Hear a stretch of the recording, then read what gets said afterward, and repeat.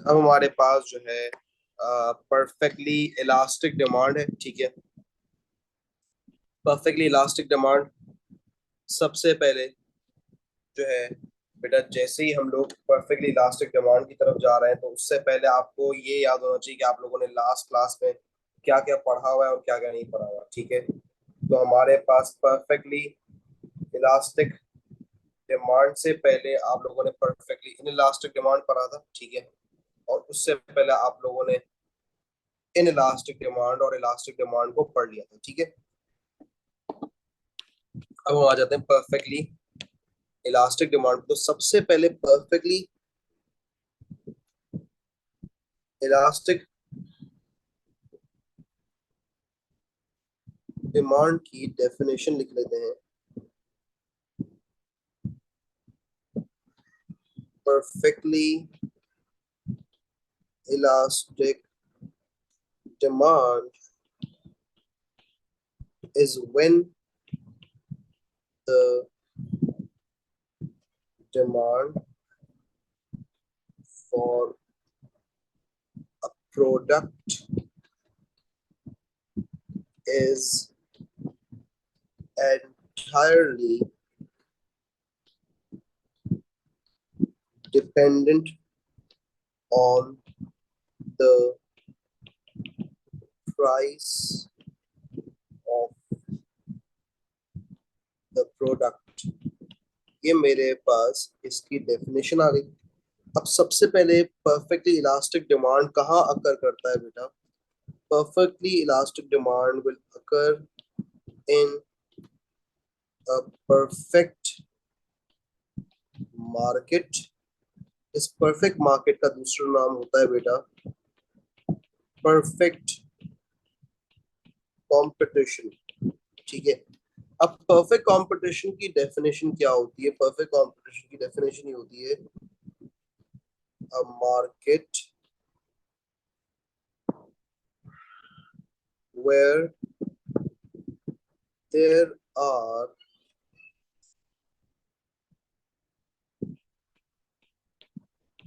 thousands of firms producing and selling same goods, therefore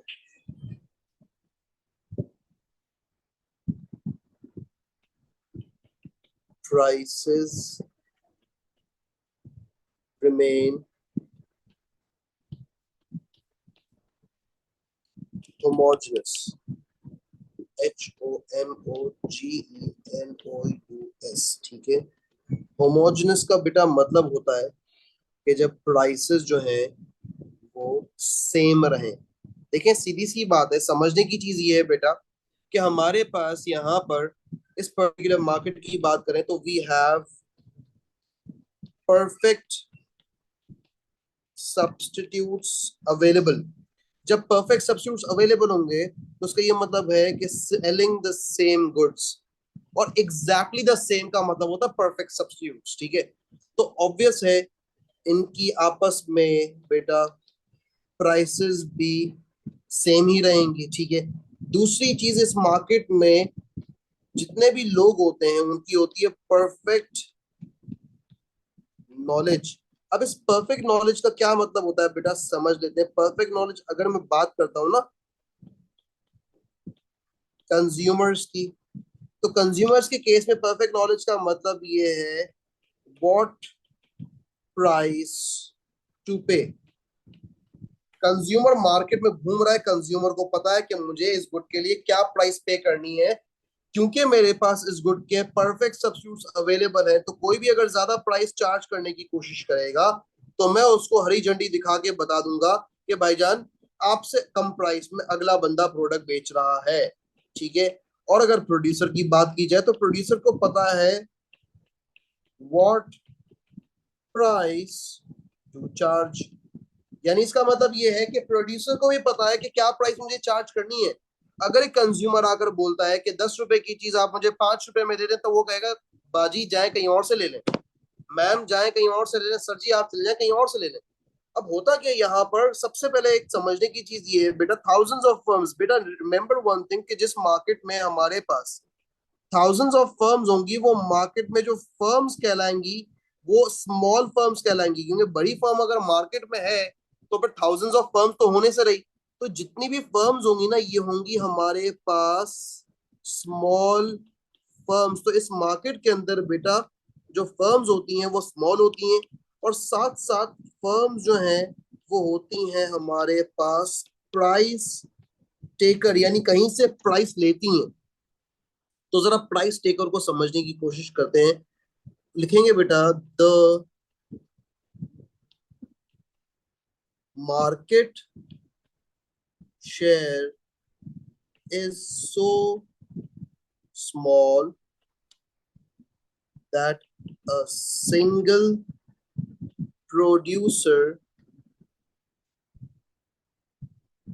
cannot exert pressure to change the price। यानी ये अपनी खुद की price decide नहीं कर सकते, क्योंकि इतने बड़े ये हुए ही नहीं है। ये बेसिकली छोटे छोटे फर्म्स हैं जो कि किसी और से प्राइस लेते हैं। इसकी मैं आपको एग्जांपल देता हूँ। इसकी एग्जांपल ये है हमारे पास टोयोटा, ठीक है। अब टोयोटा जो गाड़ियां बेचता है वो एक प्राइस निकालता है ना हर साल टोयोटा, और फिर वो सारी प्राइस शोरूम्स वाले फॉलो करते हैं। इसी तरह Apple pen, Apple pencil, iPad, laptops, ये हमें दुकानों से तो मिलते हैं, लेकिन उसकी प्राइस डिसाइड करने वाला कौन है? दुकानें नहीं है, वो एप्पल कंपनी है बेसिकली, ठीक है ना। तो उसे बेसिकली सिचुएशन इस तरीके से होगी हमारे पास यहाँ पर के सारे फर्म्स जो हैं वो प्राइस मेकर नहीं बल्कि प्राइस टेकर होते हैं। और सारी फर्म्स स्मॉल फर्म्स होती हैं, कोई लार्ज फर्म नहीं होती इसके अंदर, ठीक है। और प्राइसेस हमेशा होमोजेनस रहती हैं। तो जरा इसकी डायग्राम कंस्ट्रक्ट करेंगे और चीज को डिटेल में समझने की कोशिश करेंगे। तो बेटा सबसे पहले मैंने आपको एग्जांपल दी थी टोयोटा की, ठीक है ना। तो टोयोटा देखेगा उसकी गाड़ियों की डिमांड कितनी है, उसके अकॉर्डिंग वो एक डिमांड कर्व कंस्ट्रक्ट करेगा। देखेगा मैं प्रोड्यूस कितना कर सकता हूँ, तो उसके अकॉर्डिंग वो एक सप्लाई कर्व कंस्ट्रक्ट कर रहा होगा। उसके पास एक इक्विलिब्रियम मार्केट की प्राइस और क्वांटिटी ट्रेडर आ जाएगी कि कितना माल उसे मार्केट में देना है, कितना माल उसका बिक जाएगा। हमने यहाँ लेबल कर दिया प्राइस, इधर लेबल कर दिया क्वांटिटी। फिर remember this is the situation of the market, and here the price is decided, okay। Now this price is to be followed by all the showroom owners।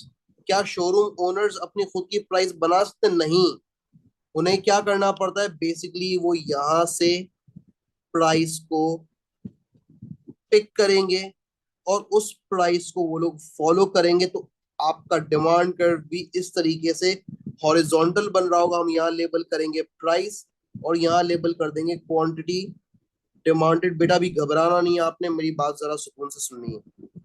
आपके पास ये आ जाएगी basic quantity demanded, आपने लिख दिया QD, और ये आपका basic point आ जाएगा। अब सवाल ये है यहाँ पर कि यार सर प्राइस तो आप चेंज कर ही नहीं रहे, यानी प्राइस या ना इंक्रीज हो रही है ना प्राइस डिक्रीज हो रही है। और प्राइस के इंक्रीज डिक्रीज होने से सर क्वांटिटी पे तो कोई फर्क पड़ेगा ही नहीं, क्वांटिटी जो है वो तो अपनी मर्जी से चेंज होगी, ठीक है ना। तो इसका मतलब ये हुआ, समझने की चीज ये है कि यहाँ पर प्राइस जो है ना इंक्रीज हो रही है ना डिक्रीज हो रही। तो सबसे पहले इसको कैंसल आउट करते हैं, समझिएगा बात को। हमारे पास यहाँ पर इस केस में प्राइसेस कांस्टेंट रहती हैं, लेकिन क्वांटिटी डिमांडेड कभी भी बढ़ सकती है और कभी भी कम होती है। ऐसा कैसे पॉसिबल है? बेटा ऐसा पॉसिबल इसलिए है कि देखिए मान लें कि आपको अगर अपने गुड की, लेट्स से आपकी गुड की क्वांटिटी डिमांड बढ़ती है, तो इसका ये मतलब है कि आपको अपनी सेल बढ़ानी, सेल बढ़ाने के लिए आप कस्टमर को अट्रैक्ट करेंगे, लेकिन ये अट्रैक्शन विदाउट प्राइस होगी। अब दूसरी चीज समझने की है यहाँ पर कि अगर प्राइसेस कोई एक फर्म बढ़ा दे, लेट्स से फॉर एग्जांपल ये हम बात कर रहे हैं फर्म ए की, वो प्राइस बढ़ाता है तो एक बात याद रखना, उसकी क्वांटिटी डिमांड जो है वो जीरो हो जाएगी, इसलिए कि जितनी भी फर्म्स हैं वो उसे अनफॉलो कर देंगी। मैं लिख देता हूं बेटा,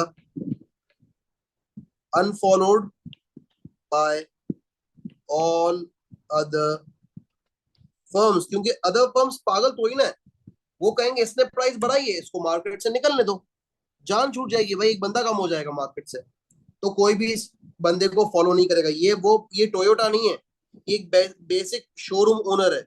लेकिन अगर यही शोरूम ओनर अपनी प्राइसेस को रिड्यूस कर दे, बेटा पहले मैंने यही कहा कि प्राइस चेंज नहीं हो सकती, लेकिन मैं आपको सिनेरियो बता रहा हूं कि प्राइस चेंज क्यों नहीं हो सकती। तो भाई प्राइस एक बंदा अगर बढ़ाता है firm A, he will be unfollowed by all the other firm, जिसकी वजह से इस फर्म ए की क्वांटिटी जीरो हो जाएगी। इसकी क्वांटिटी जीरो होगी तो इसका जो रेवेन्यू है वो भी जीरो हो जाएगा, क्योंकि आपके पास आपके गुड के परफेक्ट सब्स्टिट्यूट्स अवेलेबल है। तो क्या ये ऐसी हरकत करेगा, हाँ या ना का जवाब दे बेटा। No sir. ये हो गया ओके की रिपोर्ट। अगली चीज देखते हैं, जब प्राइस गिराएंगे, मान लें ये फर्म ए है अगेन, अब फर्म ए जो है वो प्राइस को गिराता, तो जब फर्म ए प्राइस को गिराएगा ना, ही will be followed by all other firms, क्योंकि वो लोग तो ये बोलेंगे ना भाई कि अगर ये प्राइस गिराकर थोड़ा नुकसान बर्दाश्त कर सकता है तो हम भी कर लेते हैं, क्योंकि अगर हमने ऐसा नहीं किया तो सारे कस्टमर्स इसके पास चले जाएंगे, तो हम इसको अकेले को क्यों कमाने दें भाई, हम भी कमाएंगे। लेकिन उससे नुकसान ये होगा इंडस्ट्री का कि क्वांटिटी डिमांड जो है वो तो बढ़ेगी, मगर बेटा इससे जो है आपका रेवेन्यू किसका, इंडस्ट्री का, वो गिर जाएगा। क्यों? क्योंकि हम ज्यादा तो कमा सकते थे ना, हम प्राइस को कांस्टेंट रख कर we could have earn more, लेकिन एक फर्म की गलत हरकत की वजह से पूरी इंडस्ट्री का रेवेन्यू गिरेगा। अब जब पूरी इंडस्ट्री का रेवेन्यू गिरेगा तो बेटा ये बात ना फर्म ए को अच्छी लगेगी ना अदर फर्म्स को अच्छी लगेगी, तो क्या ये वाली कहानी होगी मार्केट में। No sir. तो ये हो गया सिस्टम आपका पूरा कैंसिल, ना प्राइस इंक्रीज ना प्राइस डिक्रीज, इसीलिए प्राइस कांस्टेंट रहेगी। लेकिन इस मार्केट में बेटा क्वांटिटी कभी भी इंक्रीज हो सकती है। मैंने लिख दिया भाई क्यूडी से QD1 क्वांटिटी इंक्रीज हो जाए, आप पॉइंट ए से पॉइंट बी पे चले जाएं, और कभी भी इस मार्केट में क्वांटिटी डिमांडेड जो है वो QD से QD2 डिक्रीज हो जाए। अब क्वांटिटी इंक्रीज डिक्रीज कैसे होगी देखें, रिमेंबर वन थिंग, प्राइस की वजह से तो हो नहीं रहा, तो प्रोड्यूसर तो ये चाहेगा ना। चले पहले मैं आपको ये समझाता कि क्वांटिटी इंक्रीज डिक्रीज क्यों होगी। मान लें कि आप जो है वो शोरूम की मैंने बात की, कार शोरूम, तो यहाँ पर एग्जांपल ले लेते हैं, एग्जांपल कार शोरूम। अब आपको अपना ब्लैक मनी व्हाइट मनी में कन्वर्ट करना है, आपने सारा 2 नंबर का पैसा कमाया हुआ है, आप देख रहे हैं गाड़ियां महंगी हुई, फॉर्चुनर 2.25 करोड़ रुपए की हो गई है, 2.5 करोड़ रुपए की फॉर्चुनर हो गई, मेरे पास तो 25-50 करोड़ रुपए पड़े हैं। तो एक काम करता हूँ, 5-10 फॉर्चुनर बुक करा लेता हूँ, 5-7 होंडा की गाड़ियां, 5-7 टोयोटा की गाड़ियां बुक कराई, पैसा डाल दिया। अब आपने प्राइस को यहां पर नहीं देखा ना ही प्राइस आपके लिए गिरी है, आपने क्या किया, सिचुएशन को देखते हुए अपनी क्वांटिटी डिमांड ऑफ कार्स को इंक्रीज कर दिया, ठीक है। इसी तरीके से अब आप क्वांटिटी डिमांड ऑफ कार्स कब डिक्रीज करेंगे, जब आपको वापसी उस काले धंधे के लिए पैसा चाहिए। मान लें आपको स्मगलिंग के लिए पैसा चाहिए, आपने सारी गाड़ियां अपनी बेची और आ गए वही पुराने धंधे पर, तो बेटा ये क्वांटिटी इस तरह कम ज्यादा होती है। अब प्रोड्यूसर का क्या काम होता है, प्रोड्यूसर जो है, अगर हम प्रोड्यूसर की बात करें, देख ले बेटा, producer slash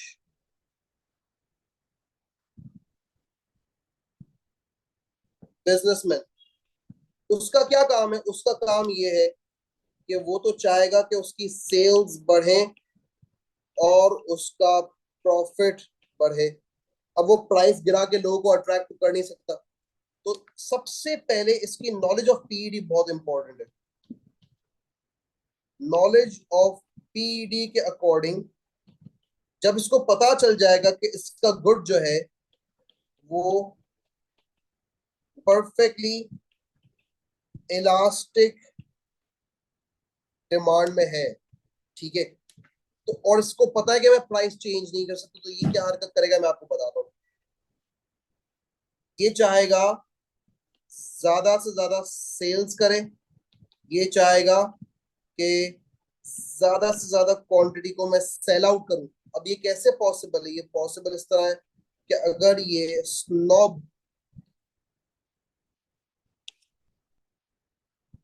appeal of store create करे, यानी अट्रैक्टिव स्टोर है, कांच के दरवाजे हैं, शोकेसेस कांच के लगे हुए हैं, आप हाइपर स्टार जाते हैं कराची के अंदर, या आप पंजाब में किसी मॉल में, अच्छे इस्लामाबाद के सेंटोरस मॉल में आप चले जाएं, आपको पता चलेगा कि यार मॉल में लोग ज्यादातर जो है ना विंडो शॉपिंग के लिए भी तो आते हैं ना। तो क्यों आते हैं बेटा?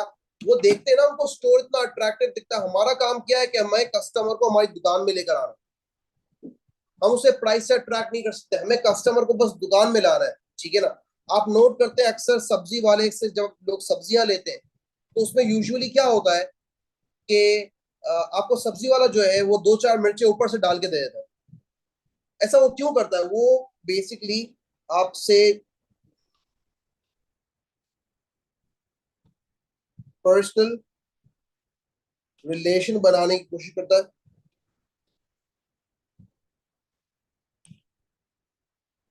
पर्सनल रिलेशंस, फिर कस्टमर सर्विस आपको देंगे। भाई गाड़ी लिया आपने टोयोटा के शोरूम से, उन्होंने कहा सर आपकी 1000 किलोमीटर पे सर्विस फ्री है, 5000 किलोमीटर पे सर्विस फ्री है, और 10,000 किलोमीटर पे सर्विस फ्री है, आप ये जाए एंजॉय करें। फिर डिलीवरी सर्विस होती है, ठीक है, पिज्जा वाले क्या कर रहे हैं? डिलीवरी कर रहे हैं। बर्गर्स वाले क्या कर रहे हैं? हर बंदा इस वक्त डिलीवरी सर्विस दे रहा है। क्यों दे रहा है? वो कस्टमर चाह रहा है कहीं और नहीं जाए, क्योंकि कस्टमर के पास बेटा इसमें परफेक्ट ऑप्शंस अवेलेबल होते हैं, ठीक है बेटा। सर इसमें एफिशिएंट वो भी हो सकता है ना, प्रोड्यूसिंग, मतलब कम से कम पैसे लगा के, क्योंकि प्राइस तो वही है, आप कम से कम पैसे लगा के अगर प्रोडक्ट देखो कम बनाओगे। देखो स्मॉल फर्म्स कम से कम पैसा लगाकर नहीं बना सकता, क्योंकि ना स्मॉल फर्म्स के पास मशीन होती हैं, ना स्किल्ड लेबर वो ज्यादातर हायर करते हैं, तो उनकी कॉस्ट का कम होना बड़ा मुश्किल है, लेकिन हो सकता है, ओके सर। लेकिन बहुत मुश्किल है, ठीक है ना। तो इस तरीके से हमारे पास ये चीज हो जाएगी। तो आई होप आप लोगों को कोई प्रॉब्लम नहीं है बेटा।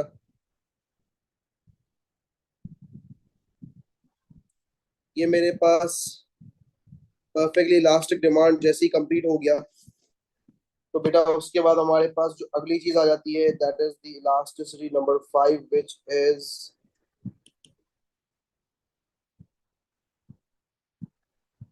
Unitary elastic demand. अब यूनिटरी इलास्टिक डिमांड से पहले, रियली सॉरी बेटा, just give me a minute, मैं एक चीज मिस कर गया।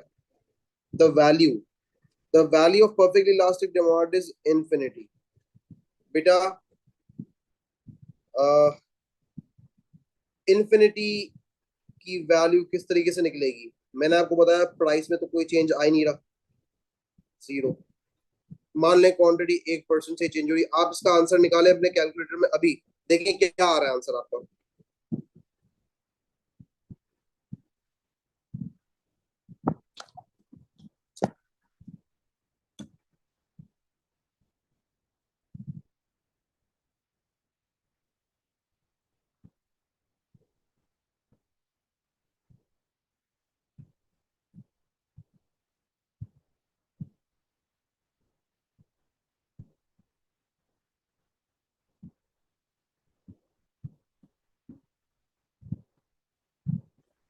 पता है बेटा क्या आंसर आ रहा है?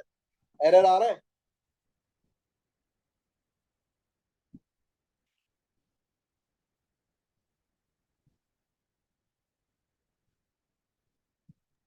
जी सर, आंसर अनडिफाइंड है। एग्जैक्टली तो बेटा ये इसीलिए मैंने उसका आंसर इन्फिनिट, इसकी वैल्यू इन्फिनिटी होती है, मैंने इधर इन्फिनिटी का साइन बना दिया है, ठीक है। आ जाए अब हमारे पास यूनिट इलास्टिक या unitary elastic demand.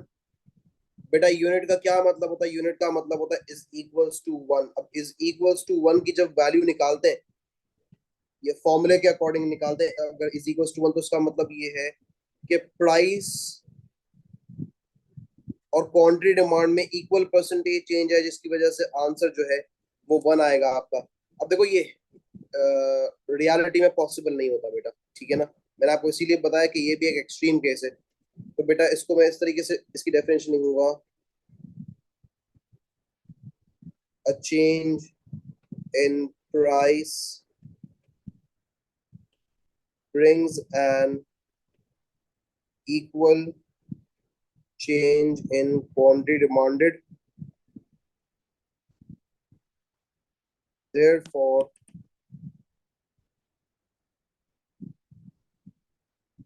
the revenue is constant। यानी इसका मतलब ये हुआ कि अगर आप प्राइस को इंक्रीज करते हैं, क्वांटिटी डिमांडेड उतने ही परसेंटेज से गिर जाती है और आपका टोटल रेवेन्यू में कोई चेंज नहीं आता। इसी तरीके से जब आप प्राइस गिराते हैं तो क्वांटिटी डिमांड उतने ही परसेंटेज से बढ़ जाती है और अगेन टोटल रेवेन्यू में कोई चेंज नहीं आता। तो आ जाए डायग्राम बनाते हैं इसकी बेटा। हम अपने पास एक हम डायग्राम बना लेंगे इस तरीके से। तो डिमांड, बेसिक प्राइस निकालेंगे, बेसिक क्वांटिटी डिमांडेड निकाल लेंगे,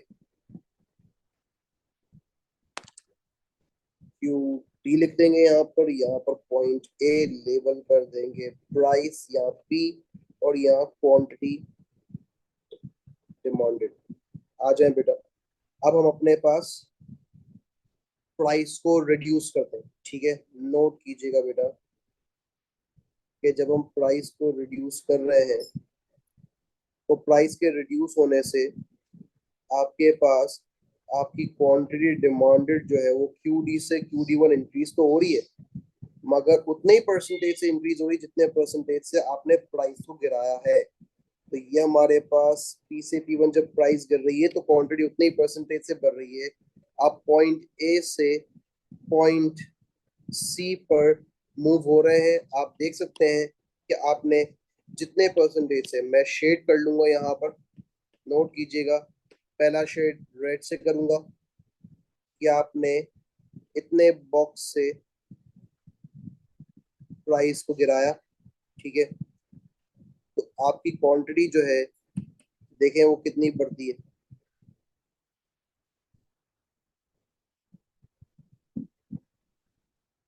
आप अगर नोट करें आपकी क्वांटिटी, अब कलर बिल्कुल चेंज करेंगे ताकि चीज आइडेंटिफाई हो सके। आपने बोला कि ये मेरे पास इस तरीके से चेंज आ जाएगा।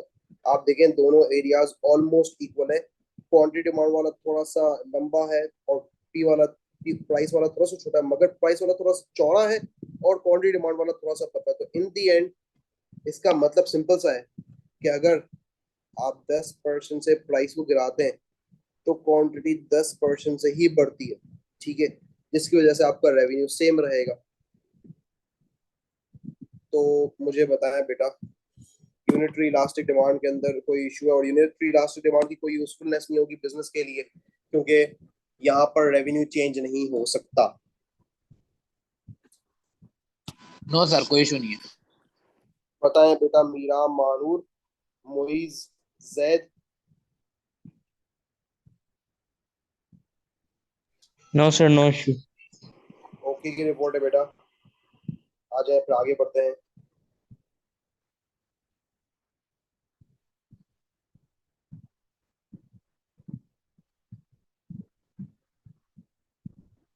एक दफा आप लोग बेटा थॉरोली थॉरोली रिवाइज कर लें, जल्दी से रिवाइज कर लें यार please. Price elasticity of demand को पूरा रिवाइज कर लें। पहले शायद आपको स्क्रीनशॉट चाहिए होंगे ना, ये लें बेटा स्क्रीनशॉट लें सबसे पहले।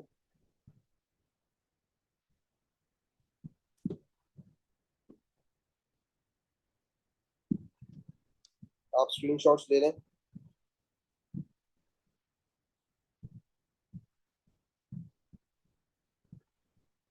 ये आपके पास यूनिटरी इलास्टिक डिमांड हो गया, और ये हमारे पास हमारी आज की क्लास एंड हो गई। सो आप लोगों से फिर इंशाल्लाह नेक्स्ट क्लास में मुलाकात करते हैं। Till then take care, good bye.